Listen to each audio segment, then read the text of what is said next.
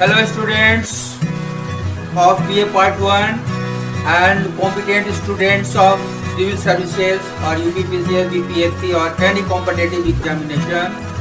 Today I am going to teach you about the constitution, जिसको हिंदी में हम लोग संविधान कहते हैं।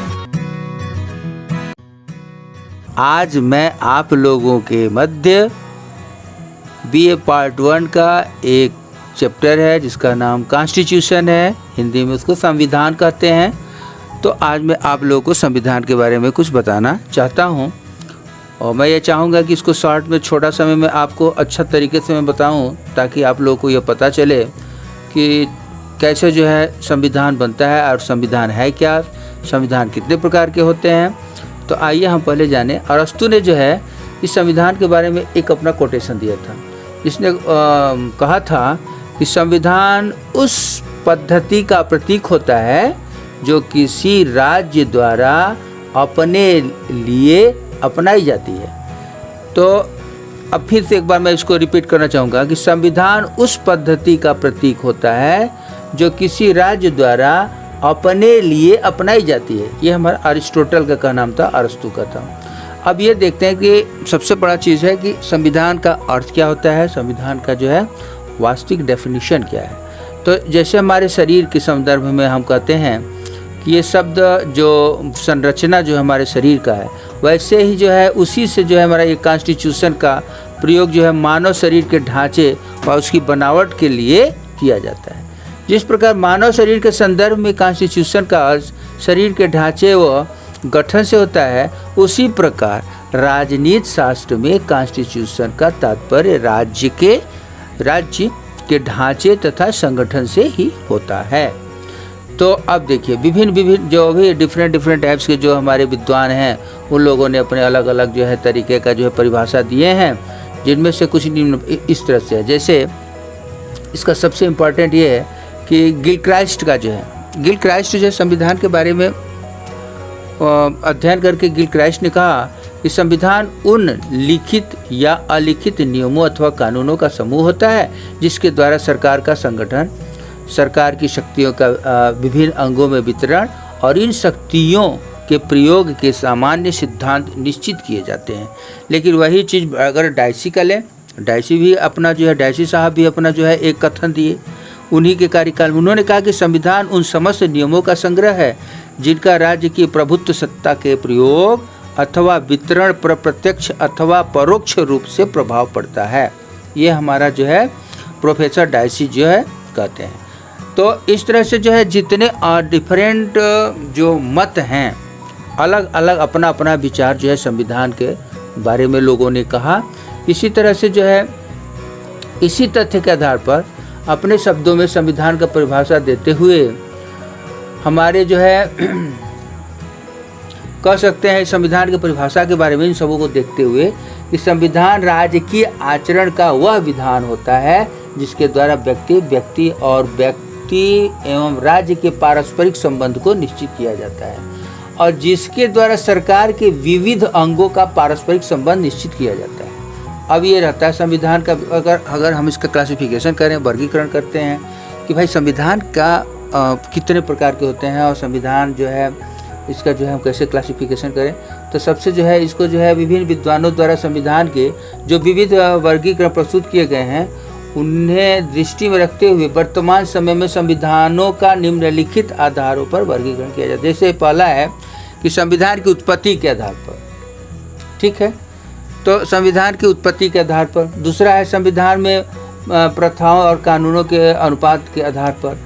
तीसरा है कि संविधान की परिवर्तनशीलता के आधार पर। तो संविधान की उत्पत्ति के आधार पर अगर देखा जाए तो दो प्रकार के जो है माना जाता है कि दो प्रकार का जो है संविधान जो है होता है। जैसे एक विकसित होता है, दूसरा निर्मित होता है। तो विकसित संविधान जो होता है जिसको हम अंग्रेजी में इवॉल्व्ड कॉन्स्टिट्यूशन कहते हैं, इवॉल्व्ड कॉन्स्टिट्यूशन। तो इस प्रकार के संविधानों का निर्माण जो है संविधान सभा जैसे संस्था द्वारा निश्चित समय पर नहीं किया जाता। ये संविधान विभिन्न परंपराओं, रीति रिवाजों, प्रथाओं और न्यायालयों के निर्णयों पर आधारित होते हैं। इंग्लैंड का संविधान का ले लीजिए। इंग्लैंड का संविधान विकसित संविधान का सर्वश्रेष्ठ उदाहरण है, जिसके अंतर्गत शासन व्यवस्था का स्वरूप और सरकार के विभिन्न अंगों की शक्तियों या उनका विकास का ही परिणाम है। तो ये हमारा जो है विकसित संविधान का बात हो गया। दूसरा है, अभी हमने कहा था ना कि संविधान की उत्पत्ति के आधार पर जो है हमारा संविधान दो प्रकार का होता है, एक हमारा विकसित और निर्मित। तो विकसित संविधान के बारे में हमने ये बताया। जैसे ये निर्मित संविधान क्या है, तो इसको कहते हैं इनेक्टेड कॉन्स्टिट्यूशन। ये वह संविधान है ना, इनेक्टेड कॉन्स्टिट्यूशन, जिनका निर्माण एक विशेष समय पर संविधान सभा जैसी किसी विशेष संस्था के द्वारा किया जाता है। ठीक, तो निर्मित संविधान स्वाभाविक रूप से लिखित होते हैं और साधारणतः कठोर भी होते हैं, परंतु इसका तात्पर्य यह नहीं है कि निर्मित संविधान का विकास नहीं होता है। इनमें अंतर केवल यही है कि विकसित संविधानों की तो उत्पत्ति ही विकास में होती है, लेकिन निर्मित संविधानों का विकास उनके निर्माण के बाद ही होता है। तो ये हमारा जो है विकसित संविधान और निर्मित संविधान का हमने दो पार्ट कर दिया। अब देखिए कि संविधान में प्रथाओं और कानूनों के अनुपात के आधार पर अगर हम देखें तो इस आधार पर भी दो प्रकार के संविधान होते हैं, एक लिखित और दूसरा अलिखित। तो अगर लिखित संविधान का लें रिटन कॉन्स्टिट्यूशन, तो लिखित संविधान से हमारा आशय उस संविधान से है जिसकी अधिकांश धाराएं कानून के रूप में लिखबद्ध हो। लिखित संविधान किसी एक संवैधानिक कानून के रूप में हो सकता है या अनेक ऐसे कानूनों के रूप में भी हो सकता है जिसमें शासन विधि का विशुद्ध प्रतिपादन किया गया हो। लिखित संविधान आवश्यक रूप से निर्मित होते हैं। अमेरिका, फ्रांस, भारत के संविधान ये सब लिखित रिटन कॉन्स्टिट्यूशन है, ये सब उदाहरण उसके। ठीक है, अलिखित संविधान और रिटन कॉन्स्टिट्यूशन, तो इस संविधान का ये जो है परंपरागत प्रथाओं और परंपराओं के आधार पर जो है समय समय पर न्यायालयों द्वारा दिए गए निर्णय का महत्व जो है अधिक होता है इसमें। ऐसे संविधान में सरकार के स्वरूप, शासन के विविध अंग तथा उनके पारस्परिक संबंध और नागरिकों के अधिकार तथा कर्तव्य इत्यादि महत्वपूर्ण बातें जो है जैसे प्रथाओं और परंपराओं पर ही आधारित होते हैं। इंग्लैंड का संविधान ये हमारा उदाहरण तौर पर है, जहाँ की वहाँ पर राजा प्रिंस होते हैं, तो वहाँ का उदाहरण जो है हमारा ये अनरिटेन कॉन्स्टिट्यूशन का हो गया। तो ये हमारा जो है अलग अलग दोनों का है। तो लिखित और अलिखित संविधानों के भेद की आवश्यक अगर देखा जाए तो ये अलग अलग दोनों होते हैं। हमारे पूरे विश्व में इंग्लैंड को अलिखित रूप में हमने कहा, वहाँ पर जो है जो कॉन्स्टिट्यूशन है वहाँ का कॉन्स्टिट्यूशन अनरिटेन कॉन्स्टिट्यूशन माना जाता है। तो इस तरह से अलिखित संविधान के कुछ गुण होते हैं। अब देखिए अलिखित संविधान, समय के साथ साथ विकास। अलिखित संविधान में परिवर्तन सरल होता है, इसलिए यह सामाजिक परिस्थितियों के अनुसार विकसित होता रहता है। क्रांति की रोकथाम दूसरा है। अलिखित संविधान में बदलती परिस्थितियों के अनुसार जो है उसमें सरलता से परिवर्तन हो सकता है। जैसे संकट काल में तीसरा है संकट काल के लिए श्रेष्ठ। तो अगर देखें तो अलिखित संविधान संकट काल के लिए अधिक अच्छा रहता है ना, क्योंकि इसमें संकट काल का सामना करने के लिए आवश्यक परिवर्तन सरलता से किए जा सकते हैं। तो अलिखित संविधान के दोष, ये तो हमारे जो है अलिखित संविधान के जो मुख्य दोष हैं कि अलिखित संविधान में निम्नलिखित दोष होते हैं। ठीक, तो अभी हमने गुण कहा, तो दोष देखिए अलिखित संविधान के दोष। ये इसमें बहुसंख्यक दल के हाथ का खिलौना, यह जो है अलिखित संविधान अपने आलोचनीय, ठीक है, अलिखित संविधान जो है अपने आलोचनीय लचीलेपन के कारण जो है बहुसंख्यक दल के हाथ का खिलौना बन जाता है। बहुमत दल संविधान में मनमाने तरीके से अपना काम शुरू कर देते हैं। दूसरा है कि अधिकारों की सुरक्षा संभव नहीं है। इसमें जो है अधिकार पूरी तरह से लिखित रूप में न होने पर अधिकारों की सुरक्षा पूरी तरह से नहीं की जा सकती। अस्पष्ट है और तथा अनिश्चित है। इसकी अधिकांश बातें लिखित रूप में न होने के कारण अस्पष्ट और अनिश्चित होता है। और अस्थायित्व के बारे में, संविधान के अलिखित होने से इसमें अस्थायित्व रहता है। संघात्मक शासन के लिए अनुपयुक्त है। ये पांचवा मेरा हेडिंग का कि संघात्मक शासन के लिए अनुपयुक्त है, इसका उपयुक्त नहीं है। तो अगर हम देखें तो संघात्मक शासन में संविधान द्वारा केंद्र और राज्य में स्पष्टतया शक्ति विभाजन की जाती है और ऐसा करने के लिए संविधान का लिखित होना आवश्यक है। अब देखिए लिखित संविधान के गुण क्या है। लिखित संविधान में स्थायित्व होता है, एकदम सही बात है। अधिकार की रक्षा भी होती है। तीसरा, स्पष्ट तथा निश्चित होता है। अल्पसंख्यकों में विश्वास, ठीक।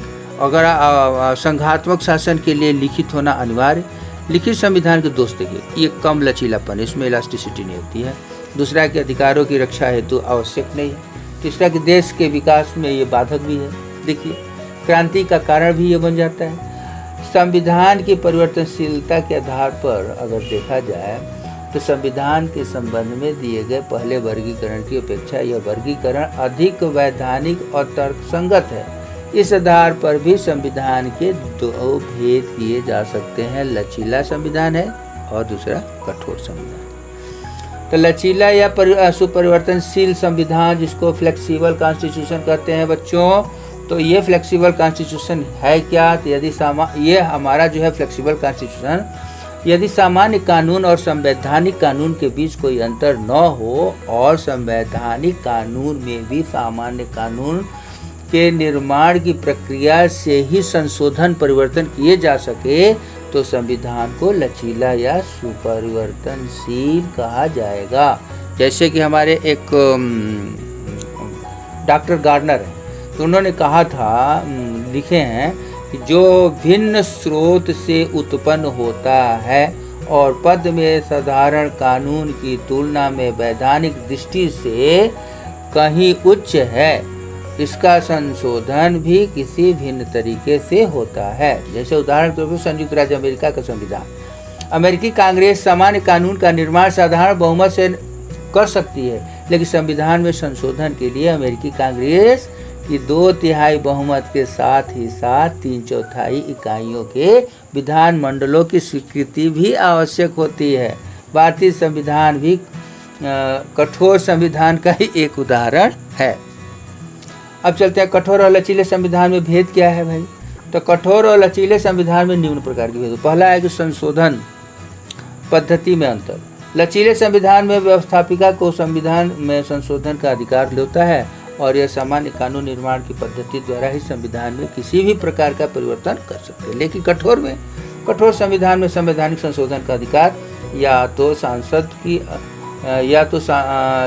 की अपेक्षा किसी उच्च स्तर संस्था को प्राप्त होता है या संसद सामान्य कानून निर्माण की प्रक्रिया से भिन्न किसी विशेष पद्धति को अपनाकर ही संविधान में संशोधन कर सकती है। अगर हम देखें तो दूसरा तो संवैधानिक कानून तथा साधारण कानून की स्थिति में अंतर। तो लचीले संविधान में साधारण कानून तथा संवैधानिक कानून दोनों को ही समान स्थिति और महत्व प्राप्त होता है, किंतु कठोर संविधान में संवैधानिक कानून को साधारण कानून की अपेक्षा उच्च स्थिति प्राप्त होती है और कोई ऐसा कानून नहीं बनाया जा सकता जो संवैधानिक कानून के प्रतिकूल हो। तो ये हमारा जो कुछ भी है ये हमारे संविधान से जुड़ा हुआ बात हुआ। अगला देखिए कि लेखबद्धता के में भी अंतर होता है, जो लिखने का तरीका होता है उसमें भी डिफरेंस। लचीले और कठोर संविधान में साधारणतः लेखबद्धता में भी अंतर होता है। कठोर संविधान आवश्यक रूप से लेखबद्ध होते हैं, लेकिन लचीले संविधान के लिए ऐसा होना आवश्यक नहीं है। लचीले संविधान के गुण कि लिखित, इसमें जो है निम्नलिखित गुणों के कारण लचीले संविधान को कठोर संविधान की अपेक्षा वांछनीय समझा जाता है। जैसे है राजनीतिक प्रगति के अनुकूल। दूसरा है क्रांति की संभावना नहीं होती है लचीले संविधान में। एक ध्यान रखिएगा, पहला कि राजनीतिक प्रगति के अनुकूल चलता है, क्रांति की संभावना भी नहीं रहती है, राजनीतिक जीवन का सच्चा प्रतिबिंब भी है और संकट काल के लिए उपयुक्त है। ये हमारा लचीला संविधान है। अब चलते हैं कि लचीले संविधान में दोष भी तो है। तो लचीला संविधान का सबसे बड़ा दोष क्या है कि राजनीतिक जीवन में अस्थिरता रहता है। दूसरा है कि नागरिकों के अधिकार सुरक्षित नहीं। तीसरा है कि राजनीतिक दलों के हाथ का खिलौना बन जाता है और अगर देखा जाए तो यह संघात्मक शासन के लिए उपयुक्त भी नहीं। कठोर संविधान के गुण जो है कि यह अस्पष्ट एवं निश्चित होता है। कठोर संविधान जो होता है यह जो है स्पष्ट होता है और निश्चित। कठोर संविधान आवश्यक रूप से लिखित होते हैं और इनका निर्माण एक विशेष समय पर किसी विशेष समिति के द्वारा किया जाता है। कठोर संविधान के लिखित और निर्मित होने के कारण इसमें वह स्पष्टता एवं निश्चितता आ जाती है। दूसरा है कि राजनीतिक जीवन में स्थिरता, हमारे कठोर संविधान में राजनीतिक जीवन में स्थिरता भी आ जाती है। तीसरा है कि नागरिक अधिकारों की रक्षा होती है। चौथा में इसका सबसे बड़ा चीज़ है कि संविधान के सम्मान में वृद्धि होती है और संघात्मक राज्यों के लिए बहुत ही आवश्यक है। कठोर संविधान के कुछ इसके जो है दोष है, त्रुटि है। ये क्या दोष त्रुटि है? इसमें क्रांति का कारण भी बन जाता है कठोर संविधान। जैसे कि अगर देखा जाए तो कठोर संविधान पूर्णतया दोष मुक्त नहीं है। कठोर संविधान के प्रमुख दोष इस प्रकार, जैसे कि क्रांति के कारण कठोर संविधान की जो दुष्परिवर्तनशीलता अनेक बार क्रांति या विद्रोह का कारण भी बन जाती है। जब बदली हुई सामाजिक, आर्थिक और राजनीतिक परिस्थितियाँ और आवश्यकताओं के अनुसार संविधान में परिवर्तन नहीं हो पाता तो इस प्रकार के परिवर्तन को कार्यरूप प्रदान करने के लिए क्रांति की आवश्यकता होती है। जैसे लॉर्ड मैकाले ने कहा है, लॉर्ड मैकाले ने कहा था कि क्रांति का सर्वप्रमुख कारण यह तथ्य है कि जहां राष्ट्र उन्नति के पथ पर अग्रसर होते हैं, संविधान वहीं के वहीं निश्चल पड़े रहते हैं। तो यह हमारा जो है लॉर्ड मैकाले का स्टेटमेंट था। उसने कहा था कि क्रांति का सर्वप्रमुख कारण यह तथ्य है कि जहां राष्ट्र उन्नति के पथ पर अग्रसर होता है, संविधान वहीं के वहीं निश्चल पड़े रहते हैं। तो दूसरा है राजनीतिक विकास में बाधक भी होता है भाई। कठोर का जो है सबसे बड़ा ये भी है कि यह जो है राजनीतिक विकास में बाधक भी होता है। तीसरा है कि जनता की इच्छाओं का प्रतिबिंब नहीं है। कठोर संविधान में परिवर्तन काफ़ी कठिन होता है और इस प्रत्यक्ष परिवर्तन के अभाव में कठोर संविधान जनता की इच्छाओं को परिलक्षित नहीं कर पाते तथा राष्ट्र की वास्तविक स्थिति के प्रतिबिंब नहीं रहते हैं। अगला है, सबसे बड़ा चीज़ है कि न्यायपालिका का जो है यह अनुचित जो है और नहीं हो पाता है न्यायपालिका के लिए। जैसे हमारी न्यायपालिका है, जुडिशियरी है मान लीजिए, तो जुडिशियरी में जो कुछ कानून बनता है कठोर संविधान के द्वारा, उसका पालन करने के लिए हमारी जो न्यायपालिका है, तो कठोर संविधान के अंतर्गत न्यायपालिका संविधान की अधिकारी व्याख्याता और संरक्षक के रूप में कार्य करती है और अपनी इस शक्ति के आधार पर न्यायपालिका व्यवस्थापिका द्वारा निर्मित कानूनों को अवैधानिक घोषित कर सकती है। ये हमारा जो है तो न्यायपालिका का अनुचित प्रभाव, ठीक है, उचित नहीं, न्यायपालिका किस पर अनुचित प्रभाव रहता है। अभी हमने कहा कि जो जुडिशियरी है कानून बनाती है लेकिन इस पर प्रभाव उसका नहीं, वो फिर उसका जो है कानून को जो है अगला कानून बनता है और इस कानून को जो है तो मतलब उसमें भी जो है अनुचित प्रभाव रहता है न्यायपालिका का, सबसे बड़ा चीज़। तो अगर देखें अगला तो ये जो है आदर्श संविधान के लक्षण क्या है, characteristic of an ideal constitution कैसा होना चाहिए हमारा। तो आदर्श संविधान के लक्षणों का पूर्ण निश्चिततापूर्वक वर्णन नहीं किया जा सकता क्योंकि विभिन्न परिस्थितियों में अलग अलग प्रकार के संविधान ठीक प्रकार से कार्य कर सकते हैं। जैसे संक्षिप्तता अच्छे संविधान का एक आवश्यक लक्षण है और कुछ विद्वानों का मत है कि संविधान जितना ही सूक्ष्म हो उतना ही अच्छा है। संविधान के अंतर्गत देश की शासन व्यवस्था से संबंधित मूल बातों का ही वर्णन किया जाना चाहिए। व्यापकता, संविधान को संक्षिप्त रखने की दृष्टि से किन्हीं भी परिस्थितियों में उसकी व्यापकता का बलिदान नहीं किया जाना चाहिए। यद्यपि संविधान में दिन प्रतिदिन की राजनीतिक बारीकियों का वर्णन तो नहीं होना चाहिए, लेकिन शासन के आधारभूत सिद्धांतों नियमों का यथासंभव व्यापकता पूर्वक वर्णन किया जाना चाहिए। देखिए अस्पष्टता और निश्चितता है, अगर हम देखें तो इसमें है कि अस्पष्टता और निश्चितता संविधान का एक अत्यंत आवश्यक गुण है। संविधान द्वारा व्यक्ति और सरकार के विविध अंगों के पारस्परिक संबंधों को निश्चित किया जाता है। मौलिक अधिकारों और कर्तव्य है। संविधान का एक प्रमुख उद्देश्य शासन की मर्यादा निश्चित करना और दूसरे व्यक्तियों तथा राज्यों के हस्तक्षेप से नागरिकों के अधिकारों एवं हितों की रक्षा करना होता है, ठीक है। और अगला है कि जैसे स्वतंत्र न्यायालय, वर्तमान समय उसमें देश का शासन किसी एक व्यक्ति या संस्था द्वारा नहीं वरन विभिन्न विभागों द्वारा किया जाता है। शासन के इस विभिन्न विभागों को अपनी सीमा में रखने और इन विभिन्न विभागों के बीच उत्पन्न होने वाले विवादों के हल के लिए स्वतंत्र न्यायालयों का अस्तित्व न केवल उपयोगी वन आवश्यक हो जाता है। तो इस तरह से लिखित संविधान के जो विषय वस्तु है, subject matter of written constitution. लिखित संविधान की विषय वस्तु का आशय है, लिखित संविधान में प्रमुखतया किन बातों का उल्लेख होता है या किन बातों का उल्लेख होना चाहिए। संविधान जीवन का वह मार्ग है जिसे राज्य ने अपने लिए अपनाया है।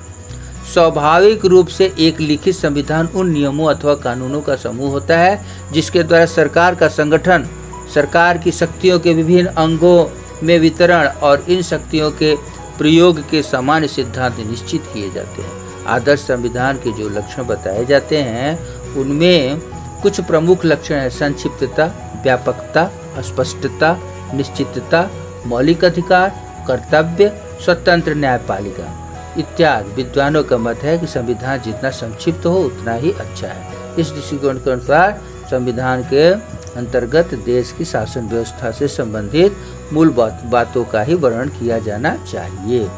प्रस्तावना देखिए, जैसे हमने कहते हैं कि लिखित संविधान जो जिसको हम लोग कहते हैं उद्देशिका, तो उद्देशिका या प्रस्तावना, तो लिखित संविधान के प्रारंभ में ही सामान्यतया संविधान की प्रस्तावना होती है। प्रस्तावना में राजनीतिक व्यवस्था के आदर्शों, उद्देश्यों और लक्ष्यों का उल्लेख किया जाता है। प्रस्तावना में यह बताया जाता है कि राज्य व्यवस्था किस दिशा में आगे बढ़ेगी तथा राज्य व्यवस्था का अंतिम लक्ष्य क्या है। राज्य व्यवस्था कैसे बढ़ेगी और उसका अंतिम लक्ष्य क्या है। तो इस तरह से जो है तो मूल अधिकारों और मूल कर्तव्यों का, जैसे वर्तमान समय में यह माना जाता है कि लोकतांत्रिक सरकार भी नागरिक अधिकारों का हनन करने की दिशा में आगे बढ़ सकती है। अगर राज्य व्यवस्था के प्रकार या प्रमुख लक्षणों का उल्लेख किया जाए तो इसमें जो है जैसे प्रथम लोकतंत्र का संसदीय शासन के रूप में अपनाया जा सके, लोकतंत्र के अंतर्गत एकात्मक शासन को अपनाया जा सकता है या संघात्मक शासन को। अतः संविधान में इस बात का उल्लेख किया जाता है। धर्मनिरपेक्षता का आदर्श, मान लीजिए धर्माचार्य राज्य की स्थिति को, तो इस तरह से जो है हमारे जैसे कि केंद्रीय सरकार के स्थानीय सरकारों के साथ संबंध क्या होंगे। संविधान में इस बात का उल्लेख होता है कि राज्य में धर्मनिरपेक्षता के आदर्श को अपनाया है या धर्माचार्य राज्य की स्थिति को। लिखित संविधान में इस बात का भी उल्लेख होता है। ठीक है, तो इस प्रकार से सरकार के विभिन्न अंगों के गठन की पद्धति, उनकी शक्तियां तथा इन अंगों के आपसी संबंध। गिलक्राइस्ट ने संविधान की परिभाषा देते हुए कहा है कि संविधान उन नियमों अथवा कानूनों का समूह होता है जिसके द्वारा सरकार का संगठन, सरकार की शक्तियों का विभिन्न अंगों में वितरण और उन शक्तियों के प्रयोग के सामान्य सिद्धांत निश्चित किए जाते हैं। वस्तुतः शासन की संरचना लिखित संविधान लिखित संविधान की सबसे प्रमुख विषय वस्तु होती है। सरकार के 3 अंग होते हैं: व्यवस्थापिका, कार्यपालिका और न्यायपालिका, जिसको हम लोग कहते हैं लेजिस्लेटिव और एग्जीक्यूटिव, जुडिशियरी। तो संविधान में इस बात का उल्लेख किया जाता है कि व्यवस्थापिका एक सदनात्मक होगी या द्विसदनात्मक होगी। व्यवस्थापिका के सदनों का गठन प्रत्यक्ष निर्वाचन, अप्रत्यक्ष निर्वाचन, कार्यपालिका द्वारा मनोनयन अथवा वंशानुगत उत्तराधिकार, इनमें से किस आधार पर होगा तथा व्यवस्थापिका के दोनों सदनों के आपसी संबंध क्या होंगे।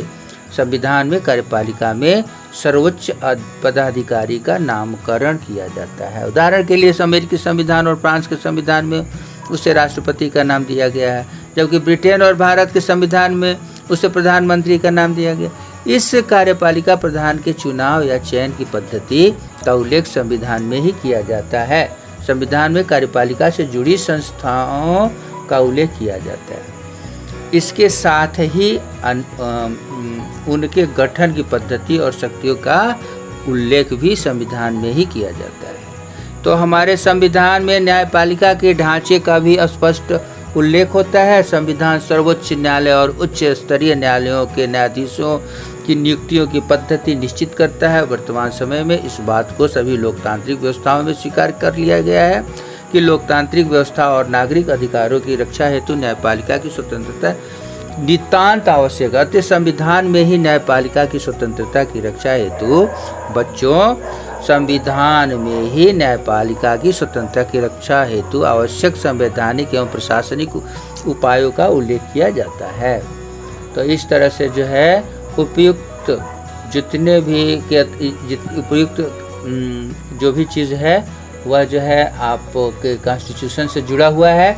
तो संवैधानिक ढांचे को एक महत्वपूर्ण यह बात होती है कि सरकार के विभिन्न अंगों के आपसी संबंध, जैसे ब्रिटेन में संसदीय संप्रभुता की स्थिति को ग्रहण किया गया है, लेकिन अमेरिका में संविधान के सर्वोच्च और संविधान की व्याख्या करने वाली संस्था के रूप में न्यायपालिका की सर्वोच्चता को अपनाया गया है। और भारत एक संघात्मक राज्य है, लेकिन भारत में दोहरी न्यायपालिका के ढांचे को नहीं, वर्ण इकहरी न्यायपालिका के ढांचे को अपनाया गया है। इसके साथ ही भारतीय संविधान में ब्रिटेन की संसदीय प्रभुसत्ता और अमेरिका के न्यायपालिका की सर्वोच्चता के बीच समन्वय स्थापित किया गया है। जिन देशों में एकात्मक शासन है बच्चों, जहाँ पर एकात्मक शासन है वहाँ पर संविधान में सामान्यतः केंद्रीय स्तर के प्रशासनिक ढांचे का ही वर्णन होता है। जिन देशों में संघात्मक शासन व्यवस्था है वहाँ पर संविधान में केंद्रीय स्तर और राज्य स्तर दोनों ही स्तरों के प्रशासनिक ढांचों का संविधान में उल्लेख हो सकता है।